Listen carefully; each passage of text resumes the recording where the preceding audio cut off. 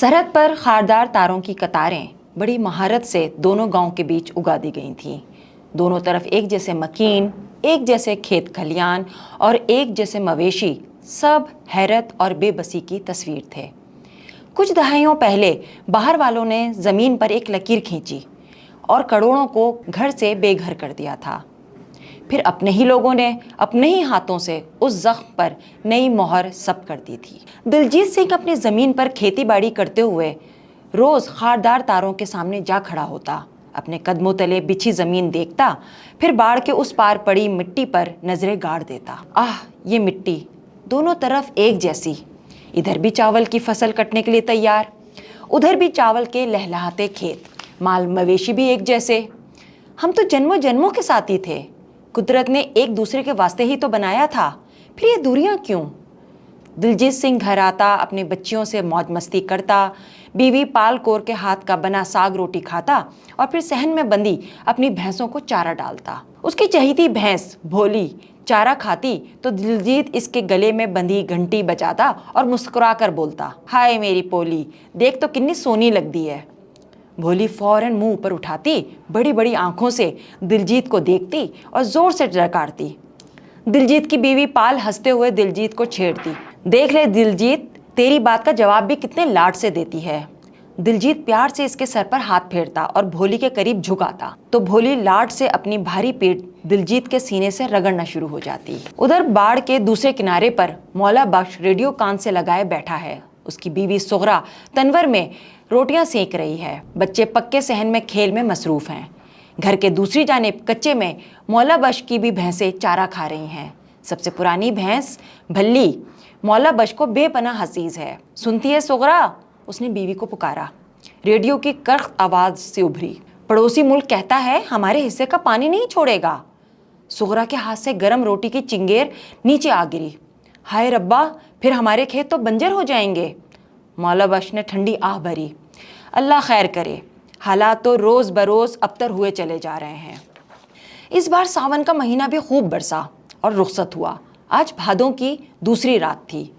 सुबह से बरसती मूसलाधार बारिश बस 1 घंटा पहले ही थमी थी। फिजा में हब्स और वहशत घुली हुई थी। बरगद के दरख्त के नीचे दिलजीत सिंह गहरी नींद सो रहा था। भीगी हवा के झोंके, बरगद की बूढ़ी लटकती शाखों की सरसराहट और झींगरों की झनकार, जुगनियों की झिलमिलाहट ने एक अजब समा बांध रखा था। अचानक सदा गूंजी। गुलबीत सिंह छत पर चढ़कर चीखते हुए, ओ दिलजीतिए, रावी का पानी पिंड में आन घुसा है, सारे उठो, सब जल्दी करो, सैलाब घरों में घुस आया है। दिलजीत हड़बड़ाकर उठ बैठा। उसकी बीवी पाल और बच्चे भी भागे भागे सहन में आए। पाल घबरा कर, हाय दिलजीत, इतनी जल्दी कैसे माल मवेशी और घर का सामान समेटेंगे? अंधेरी रात में पानी हिचकोले लेता तेजी से आगे बढ़ता चला आ रहा था। चारों तरफ चीखों पुकार मची थी। कोई अपने बच्चों को पुकार रहा था, कोई मवेशी को खोलने की कोशिश कर रहा था और तो कोई घर का सामान समेट रहा था। दिलजीत की चहीती भैंस भोली भी मुसलसल डकार रही थी, जैसे आने वाले तूफान को भाप गई हो। सैलाब का पानी शोर मचाता, रुकावटें तोड़ता बढ़ता चला आ रहा था। लम्हों में गलियों से होता घरों के अंदर दाखिल हो गया। देखते ही देखते पानी पैरों से कमर तक पहुंच चुका था। पाल हाथ जोड़ के कांपती आवाज में, गुरु नानक की कृपा से ये पानी यहीं रुक जाए, रब्बा रहम कर। मगर पानी ना रुका। देखते ही देखते सीने तक आन पहुंचा। हर गली में हाहाकार मची थी। बच्चे माँ की गोद से चिमटे रो रहे थे। मर्द मवेशियों की रस्सी पकड़कर खींच रहे थे, मगर बेबस थे। भोली डर के मारे जोर जोर से डकार रही थी। गुलमीत सिंह छत से आवाज देते हुए, ओ दिलजीतिए, औरतें बच्चियों को छत पर ले आओ, पानी का बहाव बहुत तेज है, सब बहा ले जाएगा। दिलजीत बच्चों का हाथ थामते हुए, पाले तू बच्चियों को लेकर छत पर जा, मैं भोली को देखता हूँ।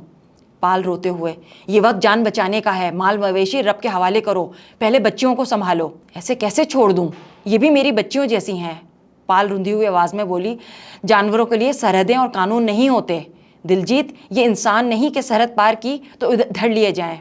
इसी असना में गांव के कुछ जवान बांस और लकड़ियां ले आए। सब ने मिलकर औरतों बच्चियों को बारी बारी छतों पर पहुंचाया। शोर के बीच एक दूसरे को हौसला देने की आवाजें भी सुनाई दे रही थीं। किसी ने पुकारा, हौसला रखो, पानी थोड़ा और चढ़ेगा फिर बह जाएगा। दूसरा बोला, सारे इकट्ठे रहो, किसी को भी अकेला ना छोड़ो। गांव के कोने के घर के करीब पुरानी डोंगी बंधी पड़ी थी। नौजवानों ने मिलकर उसे खोला और बच्चों और औरतों को इसमें बिठाने लगे। पानी तेज था, मगर सब ने कंधे से कंधा मिला लिया था। ऐसे में किसको मवेशियों की फिक्र थी। दिलजीत भोली की रस्सी पकड़े आंसू भरी आवाज में बोला, ओ भोलिए, मैंने माफ़ कर दी, रब ने चाहा तो फिर मिलेंगे। भैंस जोर से डकारती रही, जैसे समझ गई हो कि इस बार जुदाई सच्ची है। बारिश थम चुकी थी, मगर सैलाबी रेला मुंह जोर था। आसमान पर बादल अभी भी मंडला रहे थे। गांव वाले एक दूसरे को सहारा देते, रोते बच्चों को बहलाते, मवेशियों की हड़बौंग सहते हुए खुशकी की तलाश में चल पड़े थे। रावी भिपरा हुआ अपने रास्ते बनाता, खारदार तारों को रोनता, बाढ़ को पिछाड़ता, पड़ोसी मुल्क की सरहद पार कर चुका था। खारदार तारें और पानी बंद करने का ऐलान, जिस पर बरसों की सियासत और नफरत की मोहर लगी हुई थी, दरिया के भिपरे तूफान ने लम्हों में मिटा दी थी। दरियाए रावी की बरसों से सूखी जमीन, जहां लोग पक्के मकान तामीर करके मुतमईन बैठे थे, अब पानी की लपेट में आ चुकी थी। दरिया भूला नहीं था, वो जानता था उसका अपना रास्ता कहाँ है। अब वो समंदर का रूप धारे हुए था, घरों, खेतों, खलियानों और मवेशियों को निगलता जा रहा था। मौला बश के गांव पर भी दरिया टूट पड़ा था। सहन में खड़ा मौला बश अपने मवेशियों की गर्दन से रस्सी उतार रहा था। अपनी सबसे पुरानी और अजीज भैंस भल्ली के गले से पट्टा और घंटी उतारते हुए उसके हाथ कपकपा रहे थे। मौला बश नम आवाज में भैंस के कान के करीब जाके बोला, जा भल्ली जा, रब दे हवाले। भली पानी की मौजों में डोलती हुई सहम कर मौला बश की जानिब बढ़ी। सुगरा बेटों को सीने से लगाए, आंखों से आंसू बहाते हुए, ओ मौला बख्श, भली को भी साथ ले चल, इसे क्यों सैलाब में छोड़े जाता है। मौला बख्श ने आंखें बंद कर ली, उसकी आवाज़ भर्रा गई। सुगरा, पानी के जोर के आगे किसी की नहीं चलती, सैलाब सब कुछ बहा ले जाता है। पानी का शोर बढ़ता गया। गांव वाले चीखते, मवेशी शोर मचाते, औरतें बच्चों को थामे दरख्तों और ऊंची जगहों की तरफ भाग रहे थे। बली के गले से उतरी घंटी मौला बश के हाथ में लरज रही थी। इस लम्हे ये घंटी महज एक जेवर नहीं, बल्कि बरसों की मेहनत और मोहब्बत की निशानी थी। मौला बश की आंखों से आंसू बह निकले। उसने भल्ली की तरफ आखिरी नज़र डाली और कहा, एक किसान के लिए अपनी भैंस को छोड़ देना ऐसे ही है जैसे अपनी बच्ची को खो देना, पर इस वक्त अपने इख्तियार में कुछ भी तो नहीं है। पानी ने कदमों को जकड़ लिया। भल्ली भारी सांसें लेती सैलाबी रेले में बहती चली गई और मौला बश लरसते होंठों से बस एक ही लफ्ज़ दोहराता रह गया, जा भल्ली जा, रब दे हवाले। इधर दिलजीत सिंह की चहीती भोली रेले के थपेड़ों को सहती, अपना मुंह पानी से बाहर निकाले बेबसी से बहती चली जा रही थी। दिलजीत के गांव की सरहद कब पीछे रह गई, भोली को कुछ खबर ही ना थी। खारदार तारें और बाढ़ कब की बह चुकी थी, अब तो सिर्फ पानी था, तूफानी रेला था और बेकाबू रावी दरिया था। हाय, ये तो भैंस है, कोई संभालो, बह जाएगी, किसी ने शोर मचाया।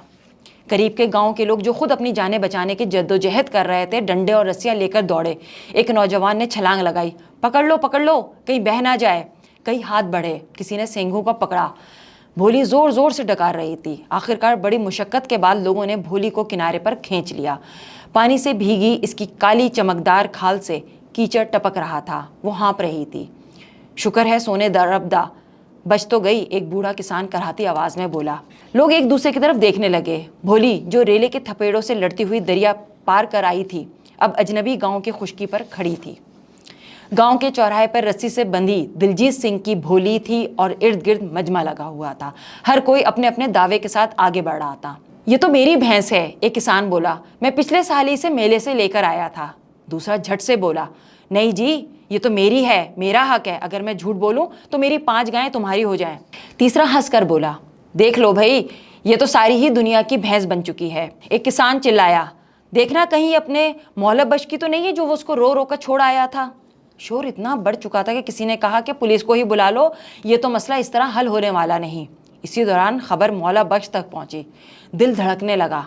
उसी ने सोचा, काश ये मेरी भल्ली ना होवे।